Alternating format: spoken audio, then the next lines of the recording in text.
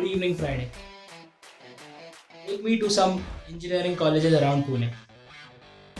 Boss, this is Bharati Vidyapeeth College of Engineering, Lavale, an empire that started from a small class and now to a university. The journey is quite amazing, but today I'll take you to this campus situated far away from the city and its crowd, surrounded by greenery and guarded by a hill. Let's go inside. This is the amphitheater used for various activities. Recently, people from MTV Roadies, team from Yuva, and TEDx speakers have come to the college.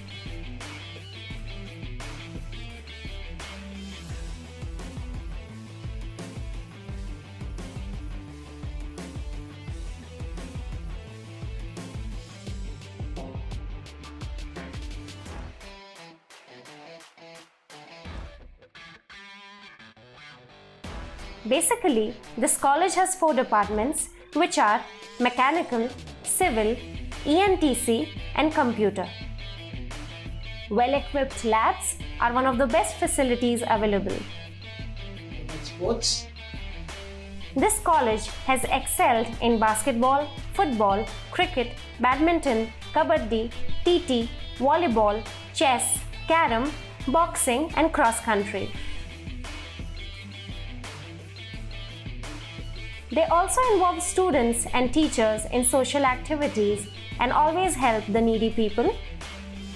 They also teach students about disaster management and attend various seminars which include self-defense for girls, industrial visits, etc.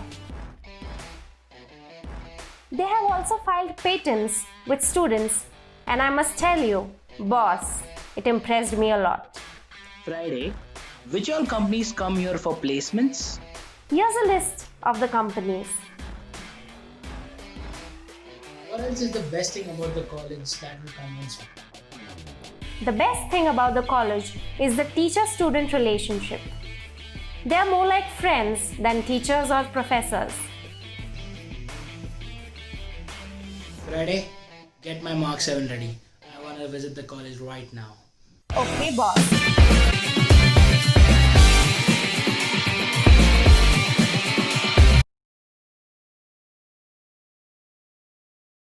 A very warm good morning to all of you. Welcome to the session 2 on things to do before 15 days to exam. I am Ankit Kumar Chheda, your physics tutor for the session. I have been teaching physics since last 13 years and my expertise revolves around competitive exams like CET, JEE, NEET, etc. So without any ado, let's start with today's session. Today we will be looking at strategies to score higher marks in physics. Now here not only we are talking about physics, but in general any competitive exam which you will appear in your life, these things will definitely help. Then we will also try to understand the approximation technique for the quick calculations, which will help you to save a lot of time, particularly in physics.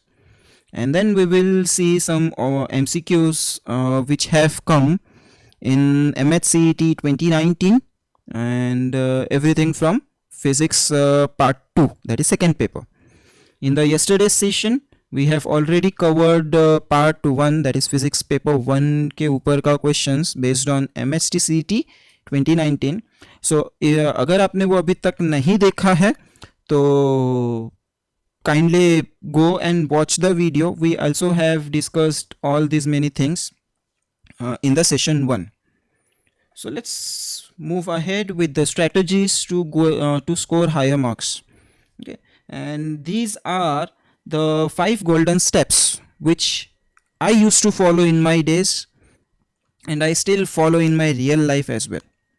Okay, first and most important step is self study. जब तक हम खुद से inspire होके खुद से motivated होके पढ़ाई चालू नहीं करेंगे तब तक हमको रिजल्ट्स मिलने ही वाला नहीं है. तो self study is the founding stone of your career और of your anything whatever you do. So CET perspective बात किया जाए तो 7 to 8 आवर्स का स्टडी होना ही चाहिए, that too without any distraction. अभी डिस्ट्रैक्शन में here I am talking about your mobile phones. WhatsApp का घंटी बजा या फेसबुक का पिंग आया, फ़ोन हाथ में लिया, फिर वहाँ से you will and up watching few more post, वहाँ से और कुछ नया, फिर यूट्यूब पे गए, फिर टिकटॉक पे गए, एंड साइकिल गोज ऑन. एक पूरा चेन रिएक्शन ट्रिगर हो जाएगा just by that one notification. So better है जब भी आप पढ़ाई कर रहे हो तभी फ़ोन पास में ना हो या फिर स्विच ऑफ हो तो बहुत अच्छा. देन सेकेंड पॉइंट इज, अभी ये 7 से 8 घंटा पढ़ाई कर रहे हैं हम लोग, and let's say physics is मेरा फेवरेट सब्जेक्ट है, तो मैं 7 से 8 घंटे में से 6 घंटा सिर्फ फिजिक्स ही पढ़ाई कर रहा हूँ. उससे कुछ ज़्यादा बेनिफिट नहीं होने वाला है. So because of that reason you have to do proper time distribution among various subjects as well as various chapters.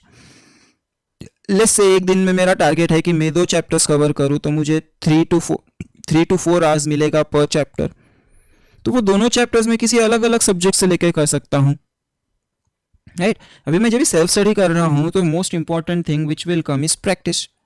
अभी आप सीईटी का एग्जाम दे रहे हो, मतलब डेफिनेटली आप सब लोगों ने बोर्ड्स का एग्जाम दिया है, तो वहाँ पे आपका थियरी कहीं ना कहीं हो गया है. तो जब भी मैं यहाँ पे प्रिपरेशन की बात कर रहा हूँ फॉर अ कॉम्पिटिटिव एग्जाम, और मैं टेक्स्ट बुक खोल के बैठा हुआ हूँ, सिर्फ रीड कर रहा हूँ टेक्स्ट को, डेरिवेशंस को समझ रहा हूँ, उससे कोई फायदा नहीं होने वाला है, राइट. फायदा नहीं होने वाला है, ऐसे कोई मेजर इफेक्ट नहीं आने वाला है. मेजर इफेक्ट किससे आएगा? जब आप प्रैक्टिस स्टार्ट करोगे, राइट. प्रैक्टिस एज इन आपके पास कोई कॉम्पिटिटिव का बुक होगा, ऑब्जेक्टिव का बुक होगा, so you start practising solving the questions from that book. और साथ ही में आपने जो पढ़ाई की है उसको डेली टेस्ट करना ज़रूरी है. नॉर्मली बुक्स में जो आप देखते हो तो एंड में कुछ दिया रहता है, लाइक इंपॉर्टेंट क्वेश्चंस या प्रीवियस ईयर क्वेश्चंस या फिर skill based questions and all. उसको ऐसे टेस्ट आप सॉल्व कर सकते हो, या फिर enrol to any test, Google करो, टेस्ट अवेलेबल है. If you want physics test contact me, I will provide the test. So जो प्रैक्टिस किया है, जो हमने सेल्फ स्टडी किया है, उसको टेस्ट करना भी ज़रूरी है, क्योंकि जब भी हम प्रॉपर प्रैक्टिस करके टेस्ट देंगे तो हमको सारे क्वेश्चंस हम अटेम्प्ट कर सक रहे होंगे, and that will boost up your confidence. और एक स्टूडेंट में कॉन्फिडेंस बूस्ट होना it's a very big thing, because confidence एक बार बूस्ट होता है तो आप नेक्स्ट डे भी वही करते हो, थर्ड डे भी वही करते हो, फोर्थ डे भी वही करते हो, एंड इवेंचुअली वो आपका हैबिट बन जाता है. And once you have good habits, life easy रहेगा, कन्वीनियंट रहेगा. अगर हैबिट्स ही गलत है तो फिर प्रॉब्लम तो आना ही है. और जब भी हम टेस्ट वगैरह देख रहे हैं या टेस्ट के रिजल्ट्स जो हमने दिए हैं वो एनालाइज कर रहे हैं, या इवन प्रैक्टिस करते समय भी जब भी हम एनालाइज कर रहे हैं, हमको स्पीड एंड एक्यूरेसी से डील करना है. इवेंचुअली जब आप स्टार्ट करोगे तभी आपका स्पीड शायद कम हो, पर जैसे जैसे आप रेगुलर बेसिस पे डे बाई डे वही चीज़ को कंटिन्यूसली करते रहोगे until it becomes your habit. जब वो हैबिट बनेगा तब आप आपका स्पीड देखोगे और उसको कंपेयर करोगे from the very first day, you will get surprise. आप एक लेवल पे पहुंच जाओगे जहाँ पे क्वेश्चंस बहुत फास्ट छूट रहे हैं. फिजिक्स के लिए 50 सेकेंड्स अप्रोक्सीमेटली होता है, 100 क्वेश्चंस 90 मिनट्स, अप्रोक्सीमेटली 50-55 सेकेंड्स होगा. आप वही क्वेश्चन को 30 सेकेंड में पढ़ के सॉल्व करके मार्क करके निकल चुके रहोगे, and it's very much possible. I have seen so many students doing that thing, right. And last thing is आपका एग्जाम आउटलुक, एग्जामिनेशन आउटलुक. जब तक आप वो सीईटी के एग्जाम का प्रेशर अपने ऊपर से नहीं निकालते हो तब तक आपको वो एग्जाम से डर लगेगा. और ये जो 4 स्टेप आप कर रहे हो ऊपर, ये 4 स्टेप अगर आपने कंसिस्टेंट बेसिस पे किया, यू वर्कड हार्ड, राइट, और साथ में एक डिसिप्लिन फॉलो किया, लाइक मुझे ये करना है मतलब करना है, उससे मुझे कोई नहीं रोक सकता, देन ऑब्वियसली ये दोनों का कॉम्बिनेशन एक सक्सेस की तरफ आपको लेके जाएगा. And once you end up getting good marks, तो अच्छा कॉलेज मिलेगा, अच्छा जॉब मिलेगा तो अच्छा लाइफ पार्टनर मिलेगा, एंड लाइफ आगे कन्वीनियंट निकलेगी, राइट. सो रिमेंबर दिस, आपको जो भी गोल्डन स्टेप्स है यही आपका स्ट्रेटेजी होना चाहिए in future, not only in CET, in future, जिसपे आप कोई भी कॉम्पिटिटिव एग्जाम, कोई भी एग्जामिनेशन कर सको. और अगर आप इसमें से कोई स्टेप फॉलो नहीं कर पा रहे हो, सबसे इंपॉर्टेंटली अगर आप फर्स्ट स्टेप ही नहीं ले पा रहे हो, मीन्स आपको खुद पे काम करने का ज़रूरत है, बिकॉज आप आपके करियर के लिए, आपके फ्यूचर के लिए अगर प्रॉपरली डिसिप्लिन नहीं हो पा रहे हो अभी, तो फिर आगे जाके आपको बहुत बड़ा प्रॉब्लम फेस करना पड़ेगा, राइट? तो सोचना इस बात में। तो चलो चलते हैं आगे। Now approximation technique in calculation. Okay, so let's say मेरे पास एक रेशियो है जो मुझे कैलकुलेट करना है, तो I will have this numerator versus denominator, और इसके अगेंस्ट का कुछ मुझे आंसर मिलेगा। तो let's draw table. This is my numerator, my denominator and my answer.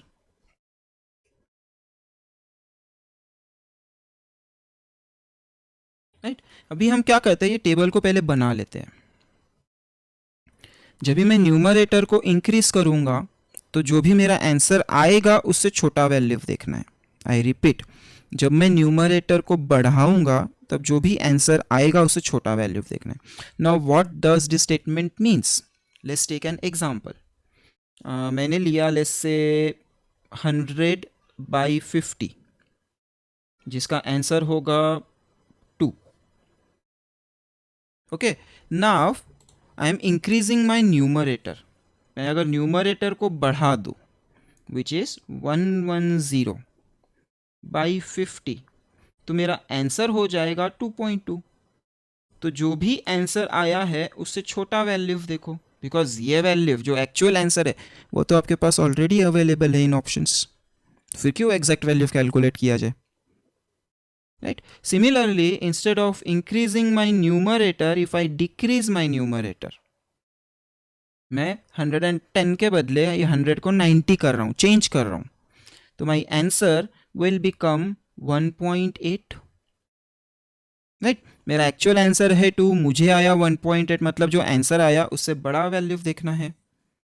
That is this.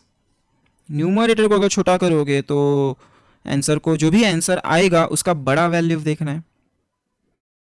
Same way हम इसको डिनोमिनेटर को इंक्रीज कर सकते हैं।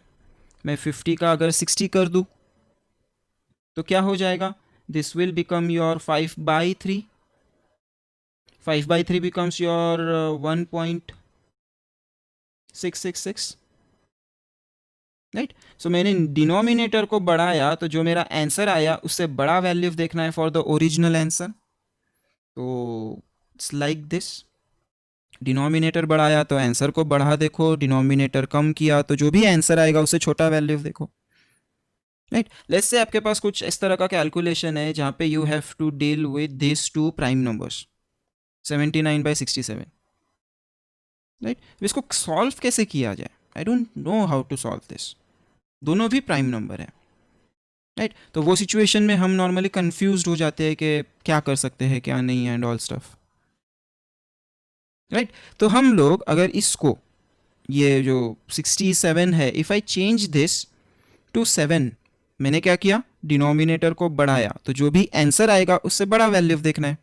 And let's do the normal maths, division, 112 something, तो 11.2 से बड़ा वैल्यू देखो, राइट? अब इसका बेनिफिट कहाँ होता है? देयर आर टर्म्स, 9.8 जो जी का वैल्यू है, आप इसको अप्रोक्सीमेटली 10 कर सकते हो, अगर क्वेश्चन में दिया नहीं है तो ये वैल्यू बढ़ रहा है। ओके, पाई का वैल्यू 3.142, आप इसको अप्रोक्सीमेटली इक्वल टू 3 कर सकते हो, राइट? लाइकवाइज बहुत जगह पे बहुत सारा कैलकुलेशंस होता है जहाँ पे आप ये बेनिफिट ले सकते हो। ओके, एंड इसके साथ ही में आपका कैलकुलेशन बचाने के लिए ये कुछ शॉर्टकट्स आप याद रखो। पाई का value is 3.142, that I know. इसके शॉर्टकट्स क्या है? Reciprocal of pi is approximately equal to 0.3142। Pi square का वैल्यू निकालो आप कैलकुलेटर पे तो आपको वैल्यू आएगा 9.86, एग्जैक्ट वैल्यू। बट यही वैल्यू को मैं approximately equal to acceleration due to gravity कर सकता हूं, और यही वैल्यू को मैं 10 भी कर सकता हूं, राइट? उसी तरह से √2 का वैल्यू 1.414, इसका रेसिप्रोकल 0.707, √3 का वैल्यू 1.732, राइट। ये कुछ शॉर्टकट्स है जो आप रिमेंबर कर सकते हो ना। एक इंपॉर्टेंट शॉर्टकट आएगा ये वाला भी, एप्सिलॉन नॉट का value 8.85 into 10⁻⁻12। But if you notice, if you do reciprocal of epsilon not, क्योंकि मैकेनिकल फोर्सेस एनर्जी डेंसिटीज़ में हमको एप्सिलॉन सिंगल टर्म में आता है, तो अगर मेरे पास उसका रेसिप्रोकल है तो उसका वैल्यू होगा सिंपली 1.1 इंटू 10⁻11। और ये अप्रॉक्सीमेट वैल्यू है, जिससे आपका आंसर नियर बाय आएगा, परफेक्ट नहीं आएगा, बट हमारे ऑप्शंस तो अवेलेबल है ना परफेक्ट आंसर के लिए। So these are few constant tricks जो हम यूज़ करते हैं, और भी बहुत सारे हैं बट मुझे अभी इतना ही याद आ रहा है। या राइट, सो ये सो कुछ कॉन्स्टेंट्स है, दिस दिस एंड दिस, जो हम कंसिस्टेंट बेसिस पे रेगुलरली इसको यूज़ करेंगे। ओके, यहाँ पे एक और है, √10 is 3.142 which is pi basically. अभी कॉमन सेंस है ना, पाई स्क्वायर इज 10, तो √10 is pi approximately. Like that you can solve. Okay, और ये अप्रोक्सीमेशन टेक्निक हम बहुत जगह पे यूज़ करते हैं। एनी कैलकुलेशन जहाँ पे आपको टफ जा रहा है कैलकुलेशन, सो आप वहाँ पे न्यूमरेटर या डिनोमिनेटर को थोड़ा सा चेंज करोगे, एंड जो भी आप चेंज करोगे उसके अकॉर्डिंगली उसको आंसर भी देखोगे। लाइक मैं न्यूमरेटर बढ़ा रहा हूँ, तो जो भी मेरा आंसर आएगा उससे बड़ा वैल्यू आपको ऑप्शन में देखना है। ओके, तो now let's see how to handle questions during the examination. ये वाला स्लाइड हम लोग कल भी रखा था, आज भी रखा है, और मेरे हर सेशन में ये स्लाइड होता ही है। सबसे पहले क्वेश्चन देखने के बाद आपको क्या करना है, उसको पढ़ो, पूरा क्वेश्चन पढ़ो, then try to comprehend, try to understand के क्वेश्चन में क्या पूछा है, क्या दिया है। गिवन डेटा वहीं पे मार्क कर लो, वहीं पे स्पॉट कर लो क्या पूछा है, क्या क्वेश्चन हम लोग ओरली सॉल्व कर सकते हैं, अगर कर सकते हैं तो कैसे करना चाहिए, what should be your plan of action, right. और एक बार प्लान ऑफ एक्शन हो गया तो start solving the question. Calculation में आप स्पीड्स के लिए जो टेक्निक्स है, जैसे हमने अभी एक अप्रोक्सीमेशन टेक्निक देखा, वैसे बहुत सारे टेक्निक्स हो सकते हैं, तो आप उनका यूज़ करो कि कौन सा टेक्निक पे मुझे जजमेंट करना है। और अगर कोई शॉर्टकट फार्मूला या कोई ऐसा चीज़ आपको पता है ऑलरेडी, अब याद है, पता तो होगा बट याद है एग्जाम में, तो यूज़ दैट अपना स्पीड बढ़ाने के लिए। ओके, सो ये सब हम करते हैं बेसिकली। आपको कोई भी क्वेश्चन को ये सीक्वेंस में फॉलो करना चाहिए। Let's start with this question. Wave theory of light. If a star emitting yellow light, if a star emitting yellow light is accelerated towards Earth, मतलब एक स्टार है जो येलो लाइट छोड़ रहा है और साथ में अर्थ की तरफ भी आ रहा है, then to an observer on the earth it will appear. Okay, तो before we start remember this, हमारा जो रेनबो कलर्स है VIBGYOR, these are your visible light spectrum के अंदर। और अगर मैं वॉयलेट से रेड की तरफ जाऊँ तो मेरा वेव लेंथ ये इंक्रीज होता है। और याद रखने के लिए हम लोग बोलते हैं कि मेरा वॉयलेट का वेव लेंथ है 4000 एंगस्ट्रॉम, रेड का वेव लेंथ है 7000 एंगस्ट्रॉम। याद रखने के लिए अप्रोक्सीमेट वैल्यूज, राइट। अभी नेक्स्ट थिंग, जो ड्रॉपलर इफेक्ट है in light, according to this effect there are two terms. One is called as blue shift and another one is called as red shift. Okay, तो यहाँ पे क्या होता है, when source and observer move towards each other,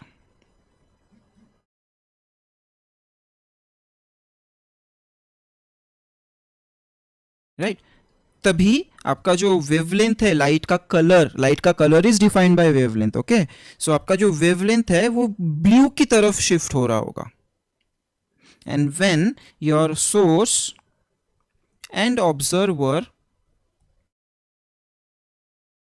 move away from each other,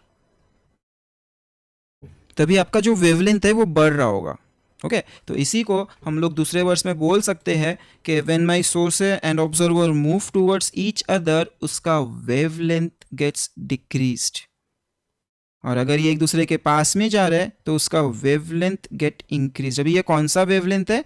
तो according to ड्रॉपलर ये होता है अपेरेंट वेवलेंथ। जैसे अपेरेंट फ्रीक्वेंसी है ना, बिकॉज ऑफ दैट हमारा वेवलेंथ भी चेंज होगा, बिकॉज वेलोसिटी ऑफ साउंड तो remain same, velocity of light remain same, right. और अगर वेवलेंथ बढ़ेगा तो हम टुवर्ड्स रेड की तरफ जा रहे हैं, वेवलेंथ कम होगा तो हम टुवर्ड्स येलो या वॉयलेट की तरफ जा रहे हैं, तो it is referred as blue shift, नाम दिया हुआ है।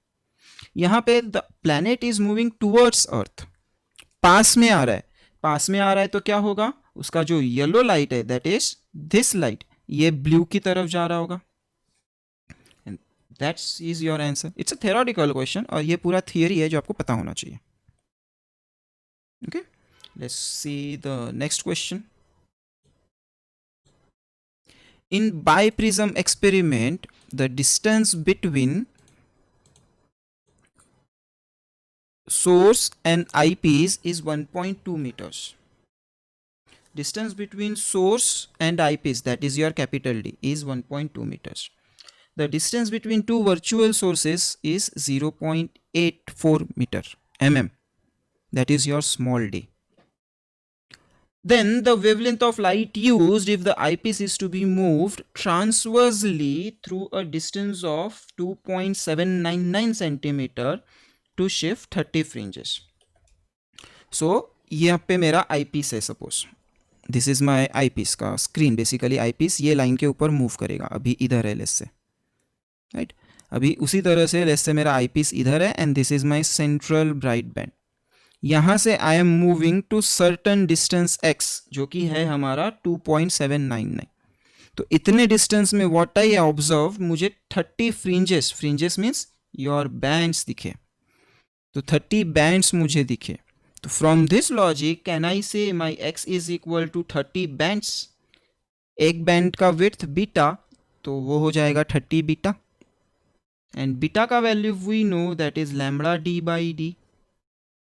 आपके पास x दिया है, आपके पास कैपिटल D स्मॉल d दिया है और लैम्बडा पूछा है, तो rearrange the equation. Lambda is equal to x d upon 30 capital D। x का value 2.799, remember it's in centimetres, हमको मीटर्स में कन्वर्ट करना पड़ेगा। स्मॉल d का value 0.84 into 10 to the power -3, this 30 as it is, और ये हो जाएगा 1.2, राइट। अगर मैं इसको ध्यान से देखूँ तो 84 और 84 12 के टेबल में आता है, बट ये 0.84 है, राइट। तो हम क्या कर सकते हैं, इसको 8.4 करके इसको 3 का -4 कर देंगे। ये 3 था, इसको 4 कर दिया, तो जिसकी वजह से 1.2 एंड ये जाएगा 7 ज़ा, राइट। और अगर मैं यहाँ पे इसको भी देखूँ तो ये भी 3 से डिवाइड होगा, 2799। तो लेट्स डू दैट, 3 10 ज़ा, 3 0.933 ज़ा। सो अब मेरे पास क्या बचा है, 0.933 इंटू 7 इंटू नीचे 10 है और ऊपर हो जाएगा -6 और ये ऊपर जाएगा, तो this will become your -7। And let's do the multiplication, 7 3 are 21, 2 carry 23, again 2 carry 63 65, 3 decimals के बाद point, into 10 to the power -7 metres, मतलब 6531 angstrom, and this will be your final answer. Okay, this is like your level 2 question. सीधा बीटा का formula पूछा है, but ये x/30 करके आपको कंफ्यूज किया।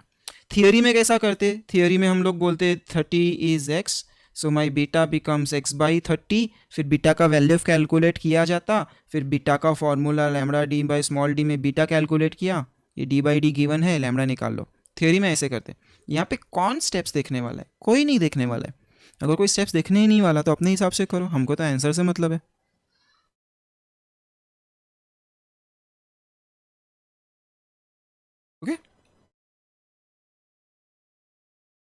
I think I have done a typo here, ये 6531 होना चाहिए बिकॉज सारे क्वेश्चन सारे ऑप्शन 653 के टर्म्स में, यहाँ पे मुझसे शायद टाइपिंग मिस्टेक हो गया, please pardon me for that. Next question. A thin hollow prism of refracting angle 3 degree filled with water gives a deviation of 1 degree. The refractive index of water is. एक quick revision कर लेते हैं हमारे prism formulas पे. Prism formula I plus E is equal to delta plus A, और अगर minimum deviation का case रहेगा तो हमको याद क्या क्या रखना होता है. Incident angle is equal to a plus minimum deviation by 2. Refracting angle of refraction is equal to a by 2 and deviation minimum is a mu minus 1. ये सारे फॉर्मूलेज है प्रिज्म 11th चैप्टर से जो हमको पता होने चाहिए. अभी क्वेश्चन में क्या दिया है, एक प्रिज्म है जिसका रिफ्रैक्टिंग एंगल है, दैट इज कैपिटल ए का वैल्यू दिया है और ये डेविएशन है, और मुझे रिफ्रैक्टिव इंडेक्स पूछा है. हालांकि मुझे बोला हुआ है इट्स अ थिन प्रिज्म, तो डेविएशन भी मिनिमम ही होगा थिन प्रिज्म के लिए. So you will use simply this formula, delta is equal to a mu minus 1. आपको म्यू का वैल्यू चाहिए, जहाँ पे डेल्टा इज़ 1, ए का value is 3, mu minus 1. Mu minus 1 becomes 1/3, mu becomes 1/3 plus 1, that is 4/3. 4/3 मतलब 1.33.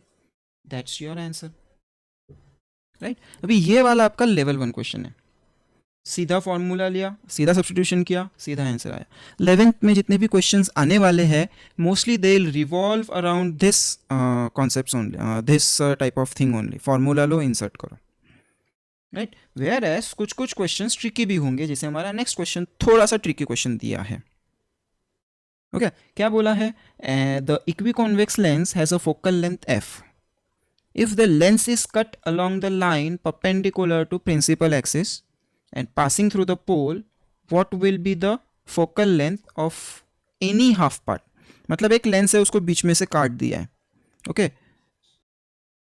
Something like this, जहाँ पे एक इक्वी कॉन्वेक्स लेंस है, मतलब इसका जो रेडियस है, let's say from this particular point, I will say ये इसका रेडियस हो गया, and from this particular point ये उसका रेडियस हो गया. So by formula we call this as R1 and इसको हम लोग लेते हैं R2 बिकॉज जब लाइट आएगा तो this is the first surface ना जिसपे वो स्ट्राइक करेगा, that's why we call this as R1, right. और 11th में अगर आपको याद होगा तो we have the focal length का formula mu minus 1 1/R1 minus 1/R2, जहाँ पे R1 ये R2 वो, बट यहाँ पे साइन कन्वेंशंस भी लगेंगे. तो R2 बिकम्स प्लस बिकॉज ये राइट की तरफ मेजर किया जा रहा है, R1 बिकम्स माइनस जो लेफ्ट की तरफ मेजर किया जा रहा है. और फिर मैंने ये लेंस को ये एक्सिस के अक्रॉस कट किया, तो मुझे कुछ ऐसे 2 लेंस मिलेंगे. अभी इसमें भी सेम चीज़ करेंगे हम लोग, एक यहाँ से जाएगा माई रेडियस, एंड ये लेंस के लिए यहाँ से जाएगा माई रेडियस, और दूसरा रेडियस ये स्ट्रेट लाइन. सो यहाँ पे लाइट इधर पहले आएगा, so this becomes my R1,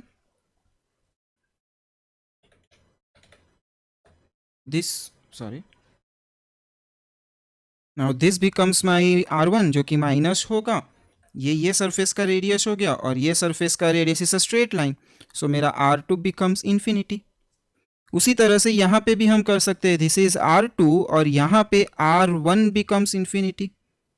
तो लाइक प्लस माइनस है ना, और ये इक्वी कॉन्वेक्स सरफेस है, इक्वी कॉन्वेक्स सरफेस है, तो मैग्नीट्यूड वाइज मेरा R2 and R1 equal to R. मतलब मैं ये R2 को लिख सकता हूँ एज प्लस R और ये R1 को लिख सकता हूँ एज माइनस R. और ये वैल्यू अगर मैं इसमें पुट कर दूँ तो मेरा focal length will now become 1/R minus 1/R, right. यहाँ पे ये माइनस माइनस बिकम्स प्लस, और ये हो जाएगा 2/R mu minus 1 as your focal length. फिर मैंने इसको कट कर दिया तो मुझे ये मिला. अभी आपके पास चॉइस है, आप इसको लिख सकते हो like R1 as minus R या R2 as capital R plus R, और तो अकॉर्डिंगली दूसरा वाला, कोई फर्क नहीं पड़ेगा, answer will come out to be same. हम लोग इसके लिए सॉल्व कर रहे हैं 1/, नाउ ये नया वाला focal length is f dash, okay, जिसका formula R1 minus R2, values put कर दो।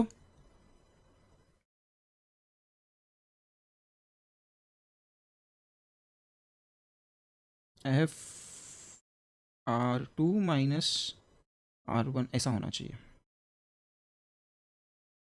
ओके, वैल्यूज पुट कर दो। R2 का वैल्यू इन्फिनिटी, R1 का value minus R, this minus minus becomes plus, और ये हो गया म्यू बाई 1 1 बाई आर। यहाँ पे अगर 2 होता तो ये F बन जाता ओरिजिनल, राइट। तो हम क्या करेंगे, यहाँ पे इसको 2 से ऊपर नीचे डिवाइड कर देंगे, समथिंग लाइक दिस। यहाँ पे 2 इंटू 1/2, सच दैट ये वाला टर्म अभी मेरा बन गया original. So my 1/f dash becomes 1/f into 1/2, taking reciprocal on both side, मेरा f dash becomes 2f, and this will be my answer. अभी ये सब करना नहीं है तो देयर आर शॉर्टकट्स, कि जब भी लेंथ यहाँ से कट होता है उसके एक्सिस को perpendicular, suppose this is your lens and it is getting cut like this, तो आपका जो फोकल लेंथ है वो इंक्रीज होगा। बट अगर वही लेंस बीच में से कट हो रहा है तो फोकल लेंथ में नो चेंज होगा, focal length will remain same, because radius change नहीं हो रहा है ना, यहाँ पे रेडियस चेंज होगा। कितना चेंज होगा, क्या होगा, that we need to calculate, उसके अलावा कोई ऑप्शन नहीं है। Okay, next question.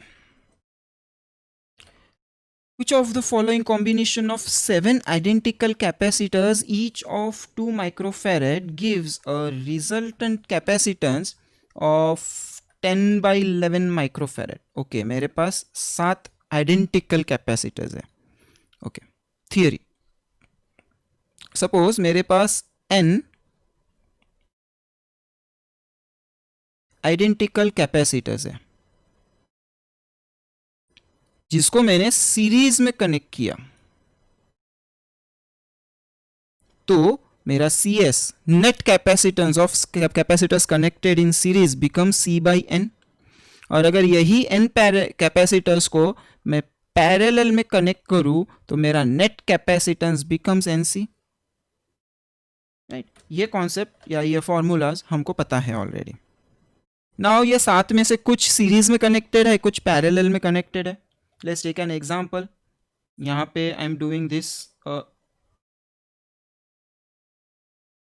something like this, आपका सीक्वेंस होगा जहाँ पे ये वाला पार्ट becomes my CS, ये वाला पार्ट becomes my CP, और यहाँ से इतना total becomes my C net, जिसका वैल्यू है 10/11 माइक्रोफेरेड। सो फ्रॉम दिस मैं लिख सकता हूँ मेरा C net is CSCP upon CS plus CP। और ये कब करना है, जब भी आइडेंटिकल कैपेसिटर्स क्वेश्चन में आते हैं। अभी यहाँ पे सीरीज में n का वैल्यू क्या, पैरेलल में कितना, आई डोंट नो। तो व्हाट आई एम सेइंग यहाँ पे कि जो सीरीज है, सीरीज में I am taking x capacitors and parallel में I am taking y capacity. तो उसके हिसाब से CS का वैल्यू हो जाएगा C/x एंड CP का वैल्यू हो जाएगा YC, where C is 2 microfarad. Substitute the values. CS का value C/x into YC, C/x plus YC. Simplify y/x into C square, y/x into C square upon taking C common बचेगा 1/x plus y, और उसका LCM 1 plus x/x। तो ये x will get cancel, ये C will get cancel, और end में मेरे पास अब क्या बचेगा, C net is equal to YC upon 1 plus XY। और मुझे C नेट का वैल्यू पता है, मैं यहीं पे डाल देता हूं 10 माइक्रो अपॉन 11, और C का वैल्यू भी पता है which is 2 micro. So this micro will go first, that is 10 to the power minus 6. ये हो गया 2 5 और अब मुझे इसको सॉल्व करना है, राइट. अभी यहां पे you can see you have this combination with you. तो अगर मैं y का वैल्यू 5 अज्यूम करूं तो मेरा 1 प्लस एक्स वाई बिकम्स 100, जिसमें y का वैल्यू 5 है. ये 1 उधर जाएगा, सो 5x इज 10, तो x का वैल्यू इज 2. मतलब 2 capacitance in series and 5 in parallel.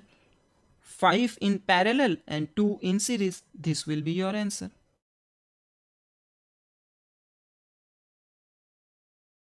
Okay, तो इस तरह से इस टाइप के क्वेश्चन सॉल्व करने होते हैं. And these are actually very time consuming. Question easy है, it's bit lengthy and very time consuming. या फिर आप और एक चीज कर सकते हो कि देखो पैरेलल है और सीरीज है, इनका combination. Let's take this as x y and this as x. तो x series that becomes your CS, x parallel that becomes your YC. और एंड में आप यहीं पे आ जाओगे और फिर यहां से आगे करोगे. तो आइदर सर्किट से यहां पे आओ या ऑप्शंस देख के यहां पे आओ. करना तो यही है इवेंचुअली.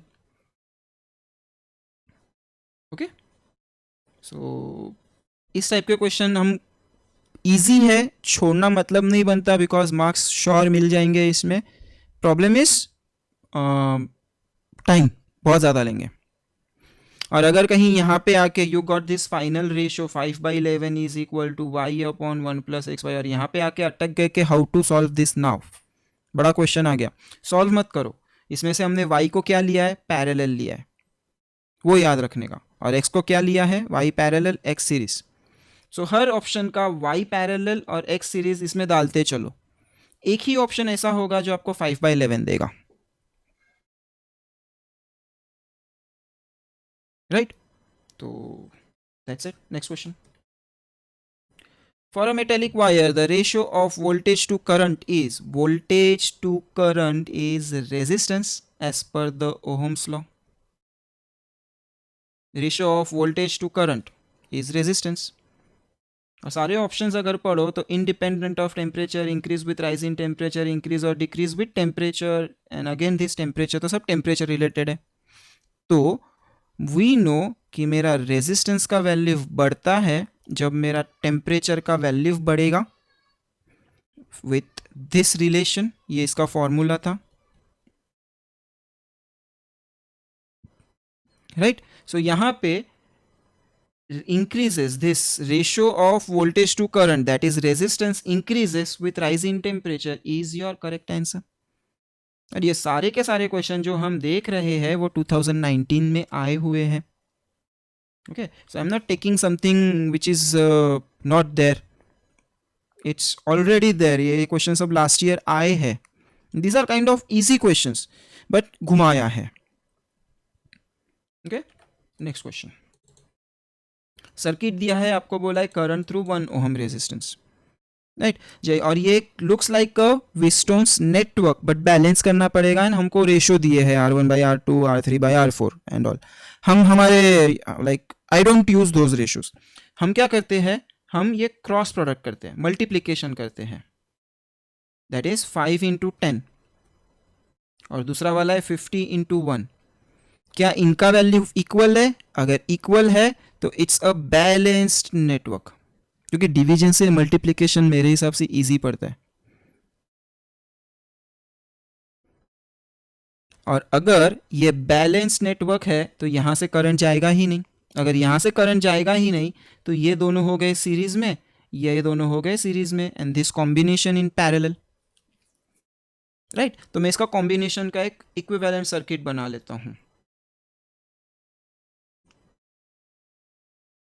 सो दैट हमारा लाइफ थोड़ा इजी हो जाए. और इसका वैल्यू है 1.1 जो दिया है. इसका वैल्यू 5 + 1 6. इसका वैल्यू 50 + 10 60. लेस से इसमें से I1 करंट जा रहा है, इसमें से I2 करंट जा रहा है. And in parallel combination voltage remains same. अगर वोल्टेज सेम है तो इसका वोल्टेज क्या हो जाएगा, करंट इंटू रेजिस्टेंस, इसका वोल्टेज क्या हो जाएगा, करंट इंटू रेजिस्टेंस, जो इक्वल होंगे। Means 6 into I1 is 60 into I2, I1 is equal to 10 I2। और मुझे ये I1 का वैल्यू पूछा है बिकॉज जो करंट यहां से जाएगा वही करंट यहां से भी तो जाएगा 1 ओम में से, राइट। और यहाँ पे if I apply KCL at this node, तो incoming was 1.1, outgoing was I1 and I2, तो मुझे मिलेगा I1 प्लस I2 इज 1.1। और मुझे I1 निकालना है तो दूसरा वाले का आप फॉर इक्वेशन बनाओगे बिकॉज सब्स्टिट्यूशन के बाद वो वाला गायब हो जाएगा। ये इसको ये वाली इक्वेशन में डाल दो, that is I1 is equal to 10 into 1.1 minus I1, 11 minus 10 I1, 10 I1 इधर जाएगा प्लस हो जाएगा which will become 11 I1 is equal to 11। So मेरा I1 का फाइनल वैल्यू इज 1 एम्पियर। 11/11, ये 11 कैंसिल, बचा 1।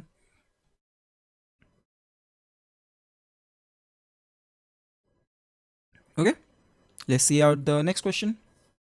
Moving coil galvanometer, strong horseshoe magnet of concave shape pole pieces is used to provide radial magnetic field. Right, हमारा ऐसा होता है ना,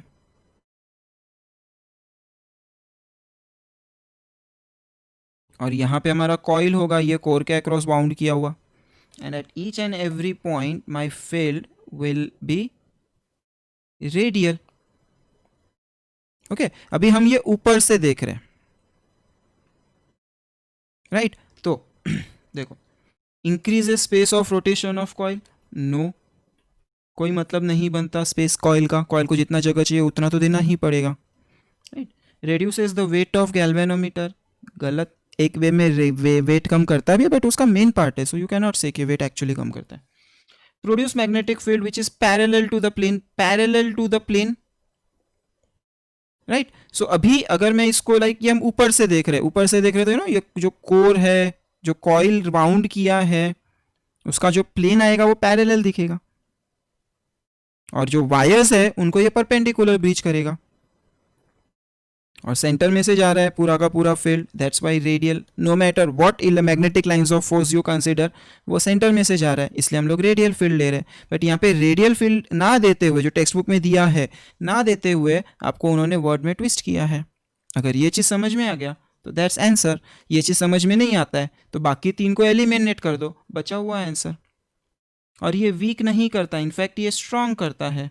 इसमें हम लोग अगर कोर डालेंगे which will be your ferromagnetic material, तो ये वीक को और एनहांस करेगा, सो डेफिनेटली ये वीक नहीं करता।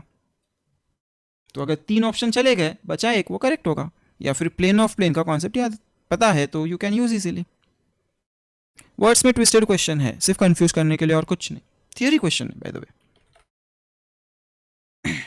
2 parallel conductors carrying unequal current in same direction. Okay, so let's say I have 2 conductors. थोड़ा थियोरी रिवाइज कर रहा हूँ। लेट्स से ये दोनों का सेम डायरेक्शन करंट है और इसका अपोजिट है, I1 I2 I1 I2। तो कोई भी सिचुएशन होगा, फोर्स पर यूनिट लेंथ का magnitude is given bye this formula where D is the perpendicular distance between these 2 parallel conductor, right। और साथ ही में इसमें और एक चीज होता है जो हमको पता होना चाहिए, which is this, जब भी सेम डायरेक्शन करंट है तभी एक दूसरे को अट्रैक्ट करेगा। करंट इन सेम डायरेक्शन तभी वो अट्रैक्ट करेगा, और this force will be attractive force. Whereas जब भी मेरा करंट अपोजिट डायरेक्शन में है, current in opposite direction, that time मेरे जो कंडक्टर्स है वो कंडक्टर्स एक दूसरे को रिपल करेंगे। राइट मतलब जो फोर्स आएगा वो रिपल्सिव फोर्स आएगा,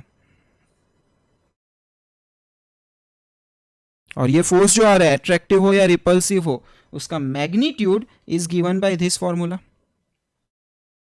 सो यहाँ पे क्या बोला है हमको क्वेश्चन में कि two parallel conductors carrying unequal current in same direction. अगर दोनों का डायरेक्शन सेम है तो क्या होगा, attract each other. So my correct answer is this one. सिर्फ थियोरी बेस्ड है तो थियोरी का हमने थोड़ा रिवीजन कर लिया. Okay theory question 1 mark 11th base पे है, फटाफट हो जाएगा. इसलिए 11th का आपको थोड़े कॉन्सेप्ट्स क्लियर होने चाहिए. क्वेश्चन बहुत इजी आता है फोकट के मार्क्स से. Next, a galvanometer has a resistance of 100 ohm and a current of 10 milliampere produces full scale deflection in it. The resistance to be connected in it in series to get the voltmeter of range 50 volt. So ये galvanometer का resistance और ये galvanometer का current जो कि full scale deflection दे रहा है, और मुझे ये V चाहिए. राइट तो अगर आपको इक्वेशन याद होगा तो you can directly do with equation, या फिर हम थोड़ा एक अलग अप्रोच करेंगे. अलग अप्रोच क्या करेंगे, we will found N which is given as V by V G. ये वी जो मुझे बनाना है, वांट टू अचीव इतना वोल्टेज वाला वोल्ट मीटर, और ये V G is your galvanometer का voltage which is given. Given कितना है, वी जी का वैल्यू इक्वेशन में नहीं है बट मेरे पास आई जी और जी है. तो let's first find out V G का value which is given by Ohm's law, that is 10 milli into 100. Now 100 into 10 becomes 1000. Cancel, बचेगा सिर्फ 1. So Vg का वैल्यू 1, V का वैल्यू 50, तो N का value is 50 by 1, and then you use this formula जहाँ पे G का value is 100, N का value is 50 minus 1, 49 into 100, 4900 ohms. This will be your series resistance. That's your answer. या फिर direct formula है, direct formula में भी you can do, it's okay. If anyone remember that formula, वो formula होगा V by I G minus G, और ये easy पड़ता है एक्चुअली सॉल्व करने को. ओके V कितना है 50, आई जी कितना है 10 मिली. सो ये कैंसिल हो गया, वो ऊपर जाएगा 10 to the power 3 that is 5000 minus G का वैल्यू विच इज 100, 4900 ohms. और ये वाला एक अप्रोच है जो कि हम ओरली भी कर सकते हैं अगर आई वी जी दिया है तो. अगर वी जी नहीं दिया है तो यूज दिस, वी जी दिया है तो यूज दिस अप्रोच. राइट ऐसे ही अपने एमीटर के लिए भी है. I have shown you both the approaches. Answer दोनों में आएगा, इसमें जल्दी आएगा, इसमें थोड़ा लेट आएगा, बट आएगा जरूर. सो कौन सा कब यूज करना है, क्योंकि टेक्स्ट बुक में भी दोनों दिए. तो अगर वीजी दिया है यूज दिस, वोल्ट मीटर में वीजी दिया है या एमीटर में आईजी दिया है तो उस टाइम पे ये एन वाला फॉर्मूला यूज करना है. टेक्स्ट बुक में दिया है, देख लेना. और अगर वोल्ट मीटर में वीजी नहीं दिया या एमीटर में आईजी नहीं दिया है तो यूज उसका वाला शंट वाला फॉर्मूला उसमें भी है वो. Right next question. Two coils have a mutual inductance of 0.01 Henry. The current in the first coil changes according to the equation this, the maximum value of induced EMF in the second coil. Second coil में जो induced EMF आएगा that is given by this formula in magnitude terms. जहाँ पे M का value है ये, that is mutual inductance. इसको मैं 10 to the power -2 भी लिख सकता हूँ. और इसका डेरिवेटिव 5 sin 200 pi t का derivative 5 as it is, sin theta का derivative cos theta into derivative of theta. तो मैं ये 10 to the power -2 ये दो जीरोस के साथ कैंसिल कर सकता हूँ और मेरे पास बचेगा 2 into 5 10 pi cos of 200 pi t, and this becomes your amplitude, that is maximum value Imax. Sorry, ये करंट नहीं, करंट थोड़ी आएगा, ये ईएमएफ का फॉर्मूला है. EMF is equal to L D I by D T या M D I by D T. So ये हमारा हो जाएगा basically maximum value of E max. Okay, that's your answer. LCR में आर दिया है, एल दिया है, सी दिया है, ओमेगा दिया है. You are suppose to find impedance Z. Z का formula z is equal to square root of R square plus X L minus X C का स्क्वायर, जहाँ पे एक्स एल का फॉर्मूला हो जाएगा ओमेगा एल दोनों है मेरे पास, एंड एक्स सी का फॉर्मूला हो जाएगा 1 by omega C. Let's find out. मैं इसको 10 टू द पावर 3 कर देता हूँ और लेट इट बी 1000 ही रहने दो. सो 1000 इंटू 0.9 बिकम्स 900, जिसको मैं ऐसे लिखता हूँ बिकॉज स्क्वायर रूट में डालना है इसलिए. ये हो गया 10,000 इंटू 2 माइक्रो. सो सॉरी, ये हो जाएगा 10 to the power 3 plus 3 minus 6 minus 3 ऊपर जाएगा तो ये 1000 हो गया अपॉन 2 दैट इज 500. मैं इसको भी ऐसे ही लिखता हूँ और r का वैल्यू 300 डाल दो वैल्यूज. 300 का स्क्वायर प्लस 900 माइनस 500 400 का square, that becomes your 9 into 10 to the power 4 plus 16 into 10 to the power 4, that is 25 into 10 to the power 4. 5 into 10 to the power 2 500 ohms. अब आप बिलीव नहीं करोगे कि ये लेवल 1 क्वेश्चन है जहाँ पे फॉर्मूले में सीधा सब्स्टिट्यूशन करना है, बट ये क्वेश्चन का trick time consuming. Okay, next problem. When photon of energy h mu fall on metal plate of work function w naught, photoelectrons of maximum kinetic energy k are ejected. Okay, जब भी मेरा H mu energy गिर रहा है तो उसमें k plus W not हो रहा है. फिर क्या बोला है, if the frequency of radiation is doubled, मतलब म्यू को मैंने कर दिया 2 म्यू, तब maximum kinetic energy of ejected photon will be, मतलब मुझे उस टाइम पे ये k डैश कितना होगा वो निकालना है. Let's do the subtraction directly.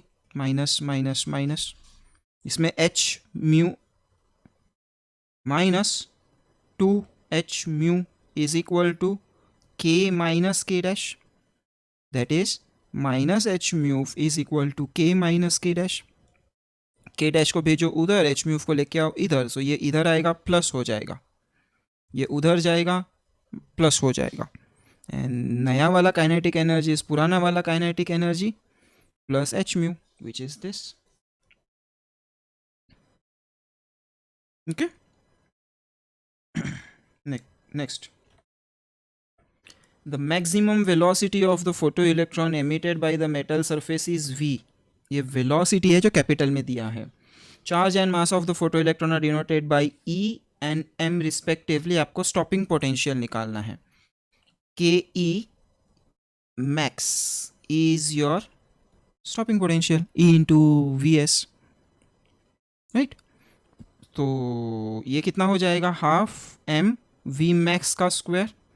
What is your maximum velocity जो कैपिटल v के टर्म्स में दिया है, is equal to e vs. आपको vs का इक्वेशन बनाना है, सो vs e को डिवाइड कर दो mv square upon 2e.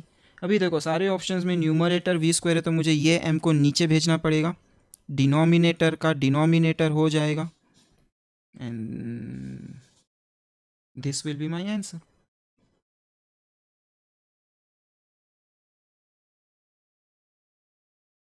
Okay, next question. Bohr model is applied to a particle of mass m and charge q moving in a plane under the influence of transverse magnetic field. The energy of the charged particle in nth level. एक चीज़ अगर notice करो तो मुझे ये NH by pi, NH by 2 pi, NH by 2 pi, NH by pi दिख रहा है. That is second postulate. Okay, ठीक है. देखो, let's say this is my orbit और ये वाला मेरा छोटा सा इलेक्ट्रॉन है. Electron is moving in this direction. Okay, और इसका जो फील्ड है वो आपके स्क्रीन से बाहर आ रहा है. हम ये सिंबल यूज करते हैं बी बार के लिए. This is my V bar, velocity of that particular electron. तो you know V bar B bar transverse magnetic field है ना, मतलब perpendicular to the plane of the orbit. यहाँ पे हमने लिया बाहर आ रहा है. अगर ये फील्ड बाहर आ रहा है तो मेरा by left hand rule force का डायरेक्शन भी ये हो जाएगा. And this force due to magnetic field will provide a necessary centripetal force, right? And force, अगर कोई चार्ज है q वो मूव कर रहा है with velocity v in a magnetic field b, तो by Lorentz forces ये हो जाएगा qvb. और mv सेंट्रीपिटल फोर्स तो हमको पता ही है ऑलरेडी. और मुझे निकालना है energy, that is half mv square. Okay, so ये आर को मैं देखो क्या कर रहा हूँ, ये आर को उधर भेज दिया और ये एम वी स्क्वायर ऐसे ही रखा, और ये half M V square becomes my kinetic energy which is given by this formula. इसको मैं थोड़ा एडजस्ट कर लूँ, आर वी क्यू बी कर देता हूँ. क्यों एडजस्ट किया? बिकॉज मैंने ऑप्शंस में देखा था, मुझे सेकेंड पॉस्टुलेट दिख रहा था और यहाँ पे एम वी आर भी मिल गया. अगर मैं ऊपर नीचे m से डिवाइड कर दूँ मुझे एक एम वी आर भी मिल गया. राइट, अभी ये यहाँ पे ये ऐसा था, तो यहाँ पे अगर इसको हाफ किया तो यहाँ पे भी तो हाफ करना पड़ेगा. एंड देन ये M V R becomes N H by 2 pi Q B upon 2m. ये 2 पाई को नीचे भेज दो, N H Q B upon 4 pi m, N H Q B upon 4 pi m. That's your answer. और ये वाला question level 3 question है, जहाँ पे आपको एक्चुअली कॉन्सेप्ट यूज करना पड़ेगा. Without that you can not solve. Okay, let's move on to the next question. Balmer series, the wavelength of the first line of Balmer series is lambda. आपको पूछा है second line का कितना आएगा. Okay, एक quick revision कर ले. मेरा ये सीरीज और ये उसका base orbit, that is P का वैल्यू. जब भी हम लोग बात करते हैं first series that is Lyman series की, तो पी का वैल्यू 2 और पी का वैल्यू 1. नेक्स्ट आएगा बेलमर जिसका बेस ऑर्बिट इज 2. देन आएगा पैस्चन बेस ऑर्बिट 3. देन आएगा Brackett base orbit 4 and last आएगा your Pfund series that is 5. तो ये हमारा बेस ऑर्बिट है. और वेवलेंथ का फॉर्मूला भी हमको पता है using this 1 by P square minus 1 by N square. अभी हमको बात करना है बेलमर सीरीज का first line and second line का. Let's do that. ये स्पेक्ट्रम लाइन और मेरा P और N का वैल्यू फॉर बेलमर सीरीज. जब भी मैं फर्स्ट लाइन की बात करूँ तो ये अपने जस्ट 1 ऑर्बिट ऊपर जाएगा, और सेकेंड लाइन की बात करूँ तो ये 2 ऑर्बिट ऊपर जाएगा 2 to 4. और फर्स्ट ऑर्बिट का जो वेवलेंथ है, फर्स्ट लाइन का जो वेवलेंथ है वो लैम्बडा है. Okay, so let's solve with the first, that is lambda 1 for the first line is equal to R 1 by P square that is 2 का square 4 minus 1 by n square that is 3 का square 9. and if you solve this आपको क्या मिलेगा? 9 minus 4 by 36 that is 1 by lambda 1 is 5r by 36. और ये lambda 1 का value ही lambda है. Right, सो यहाँ से मैं r का वैल्यू निकाल रहा हूँ एस 36 लैम्बडा बाई 5. अभी ऐसा क्यों किया? चेक ऑप्शंस, हमको सारे ऑप्शंस में लैम्बडा दिया है, that is the wavelength of the first orbit, ना कि are.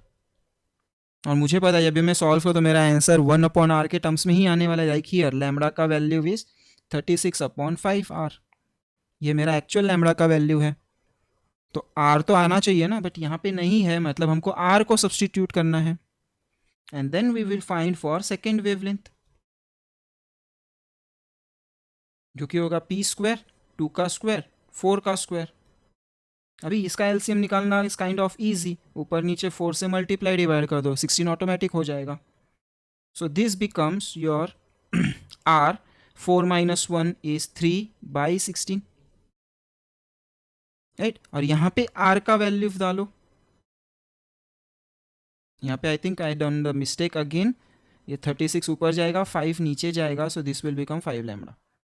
So 36/5 lambda into 3/16, 36 16, 4 za 9 za 9 3 za 27, 5 4 za 20, lambda is your 1/λ2। so इसका रेसिप्रोकल कर लेंगे हम लोग तो हमको क्या मिल जाएगा, 20 λ/27, and this will be my option। Again level 2 question, जहां पे आपको ऑप्शंस में ट्विस्ट दिया हुआ है, लैम्बडा के टर्म्स में पूछा है। सो अगर आपने इनफ प्रैक्टिस नहीं किया है टू नो कि जो भी लैम्बडा का आंसर आएगा वो आर के टर्म्स में आएगा, और यहाँ पे आर तो दिख नहीं रहा है, तो ये चीज आपको पकड़ने को बहुत टाइम लगेगा, राइट। और टाइम ही तो है जो हमारे पास एग्जाम में नहीं होगा। That's why you have to solve, जैसे हमने गोल्डन स्टेप्स में देखा था कि practice practice practice practice is very important, okay। चलो next question. assuming that junction is ideal, assuming that the junction diode is ideal है मतलब डायोड एक बार ऑन हो गया तो उसके ऊपर कोई भी पोटेंशियल ड्रॉप नहीं आएगा, right। the current in the arrangement shown in the figure is this। अभी सबसे पहला ये डायोड का p टाइप, ये n type, P higher potential, N lower potential पे होगा तो ही ये फॉरवर्ड बायस में है। P टाइप का potential V potential connected to P type should be greater than potential V, shortcut में लिख रहा हूं V, it's potential connected to N type होगा तो ये फॉरवर्ड बायस में कनेक्शन है। जरूरी नहीं है कि ये कनेक्शन आपका नेगेटिव ही हो, -1, कोई जरूरी नहीं है। आपका जो P टाइप का पोटेंशियल है वो बड़ा है N टाइप से, तो ये फॉरवर्ड बायस है। फॉरवर्ड बायस है तो ये कंडक्ट करेगा, अगर रिवर्स बायस है तो कंडक्ट ही नहीं करेगा, कंडक्ट करेगा ही नहीं तो करंट आएगा कहां से, ओके। तो since it's a forward bias it will act like a conductor because ये आइडियल है। और अगर ये कंडक्टर है तो ये दो पॉइंट्स के बीच का जो भी पोटेंशियल डिफरेंस है, let's call this as V1, this as V2, मेरा current high potential to low potential flow होगा। सो जो पोटेंशियल है वो V1 - V2, my current will flow like this, which becomes your 3 - 1 that is 2 volt. और ये potential के across 100 ohms लगाया है, मतलब V/R 2/100 that is 2 into 10 to the power -2, 20 into 10 to the power -3 ampere, that is your milliampere 20 is your answer, right। simple question था, only the important thing to learn here is this, क्योंकि पढ़ाते समय हम ऐसा पढ़ाते हैं कि P type को पॉजिटिव टर्मिनल ऑफ बैटरी और N टाइप को negative terminal of the battery, तो बच्चे सोचते हैं कि N टाइप को नेगेटिव पोटेंशियल चाहिए। नो, पोटेंशियल P टाइप को जो है उससे बड़ा होगा N टाइप का कनेक्शन, मतलब N टाइप का पोटेंशियल ज्यादा है तो रिवर्स बायस, P टाइप का पोटेंशियल ज्यादा है तो forward bias, as simple as that, okay. So that's it from me in this particular webinar series. कल से हम मैथ्स के सर आ जाएंगे आपको मैथ्स के लेक्चर गाइड करने के लिए। अगर आपको कोई भी डाउट या कुछ हेल्प चाहिए फ्रॉम मी इन फिज़िक्स, आप मुझे एक तो ये email ID ankitkumar.chheda@gmail.com पे पिंग कर सकते हो, मेल भेज सकते हो, या फिर ये मेरा नंबर है 8149347779। इस पे आप मुझे व्हाट्सअप या फिर कॉल भी कर सकते हो if you need any help in physics. Okay, so all the best for your examinations, good luck with your preparations, and God आपके साथ है। आपने सुना होगा CET का डेट्स फिर से चेंज हो रहा है, so utilize this time wisely and improve your score. All the best, maybe catch you someday. Thank you.